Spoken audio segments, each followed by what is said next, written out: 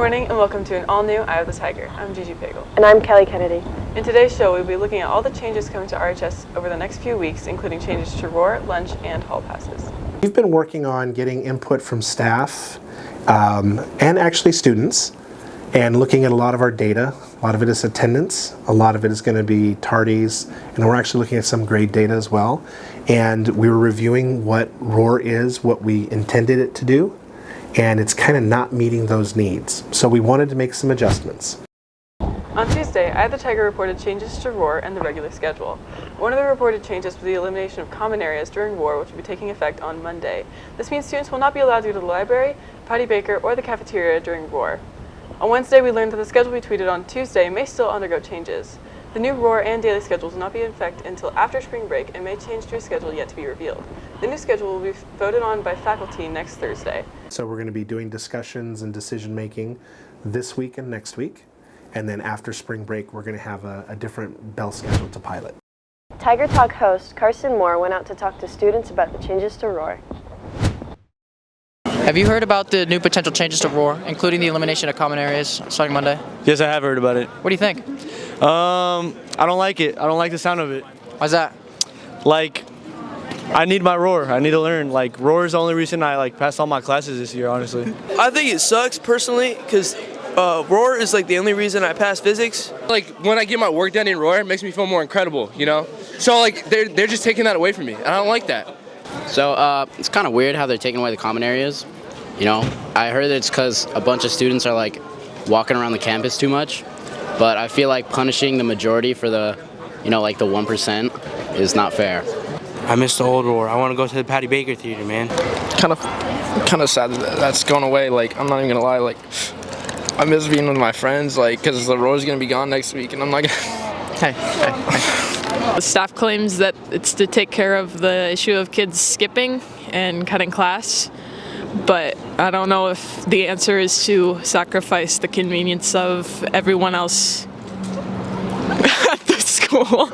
It has some pros and cons about it, like it will give people more time to actually do their stuff and have them more focused on their stuff rather than just fooling around. But at the same time, the people who actually do work hard deserve to just go in the common areas and just chill for a sec. I liked going to the common areas because me, I'd be passing my classes and stuff.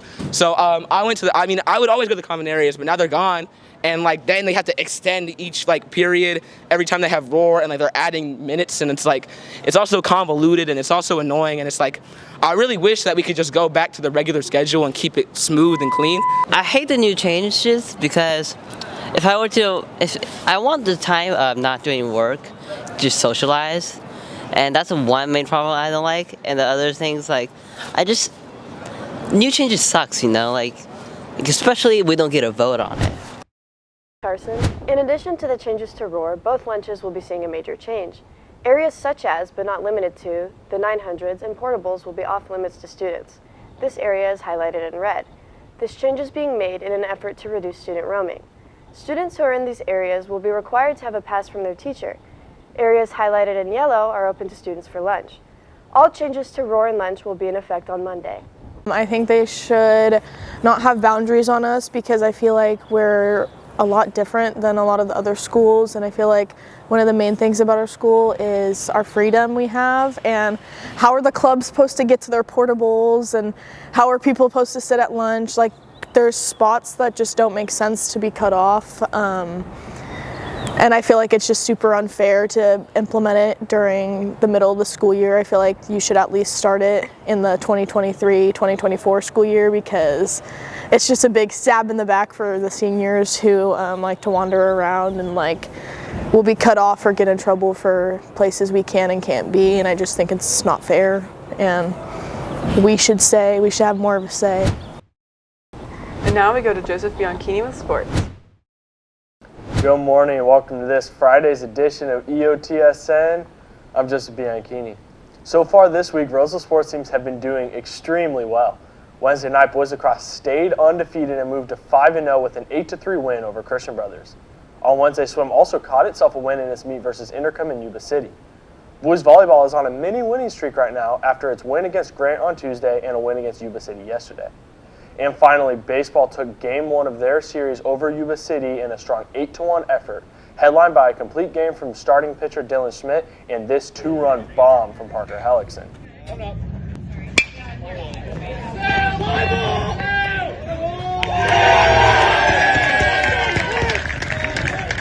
Two players who helped contribute to this winning effort also happened to contribute to boys volleyball success as of late. For more, we go over to Lincoln Detoli. Our HS athletes have gotten an opportunity to be able to play two sports at the same time. Nolan Spanker and Parker Hollywood Badone play both baseball and volleyball, and I've found many positives of playing both at the same time. The pros is like I get to do both the sports that I love, and I guess that's beneficial for my well-being, and I get to live out my senior year the way I want it to. A big pro to playing baseball and volleyball right now is that our team for volleyball wouldn't have enough kids. I mean, we'd have enough kids on the team, but we didn't have enough kids to play JV and varsity. So we were trying to get two teams. Unfortunately, we could not. But it gives me and Nolan an opportunity just to be able to play both the sports we love. As many positives that there are to playing both sports, there are many negatives that make it very hard to keep playing both. Cons of playing both at the same time are that you have no free time. So I get home from baseball and volleyball at about 6 o'clock every day, and that gives me zero time to do any homework or have any free time to myself, because basically you have to restart for the next day in preparation.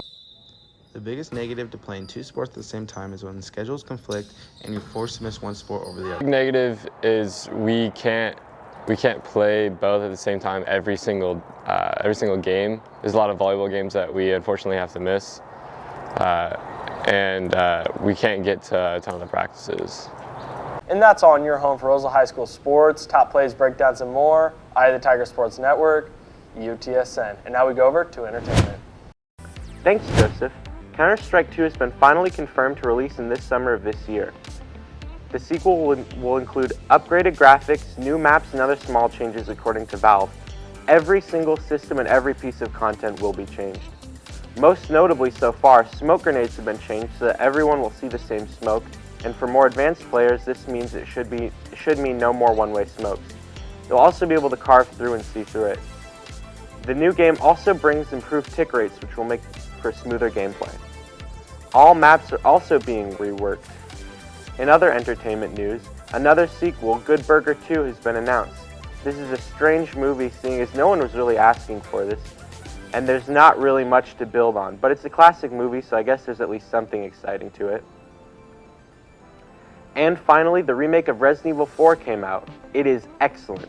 It's great to see a classic game with a modern finish, and it's looking up to be an early Game of the Year candidate. And now we go back to news. Since Monday, students have been required to carry a hall pass in order to leave the classroom. We go to Carter Maldonado with more. Last week, there was a new implementation to the rules required for leaving class. Prior to COVID, hall passes were a requirement and are being put back into place to cut back on students skipping class. Okay, so it's kind of a little bit old school. We're going back with written passes. And the reason why we're doing that is we were trying to use an electronic hall pass that was basically a Google sheet, Google form to a Google sheet. And what we were finding, it was hard to monitor in the hallways. So if you're walking down the hallway, do you have a pass?